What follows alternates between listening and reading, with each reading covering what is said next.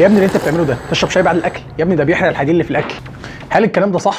الموضوع على حسب، وانا هشرح لك الموضوع وانت اللي هتحدد بنفسك. اول حاجه احنا عندنا نوعين من الحديد. اول نوع عندنا الهيم، وده بيكون في المصادر الحيوانيه وبيمتص بنسبه عاليه في الجسم، وده اصلا بيكون الاهم لان ده بيكون في الفيرس ستيت، فده بالتالي بيكون لك الهيموجلوبين بشكل مباشر، واصلا دي يمكن تكون اهم وظيفه الحديد اصلا. فحديد الهيم الشاي والقهوه مش بيأثروا عليه. تاني نوع وهو النون هيم، وده بيكون في المصادر النباتيه، وهو اصلا كده لوحده امتصاصه في الجسم بيكون قليل. النوع ده بقى الشاي او القهوه لو خدتهم بعد الاكل بيقللوا امتصاصه اللي هو النون هيم. واصلا اللي بيقلل امتصاص الحديد مش الكافيين اللي في الشاي والقهوه، لا دي ماده اسمها البوليفينولز، ودي اصلا بتبقى موجوده في الشاي والقهوه. وطبعا الكلام اللي انا بقوله ده مش جاي من عندي، ده هتلاقيه تحت بسيب لكم سواء في الكومنتات او الديسكربشن المصادر اللي انا جايب منها الكلام ده. فالملخص، لو انت دلوقتي راجل نباتي او عندك انيميا، ده طبعا بلاش شاي وقهوه بعد الاكل. طب دلوقتي لو انت راجل ما عندكش اي حاجه، الموضوع مش هيكون فيه ضرر قوي، ولكن عشان تكون في الامان او سيف سايد، خد مثلا بعد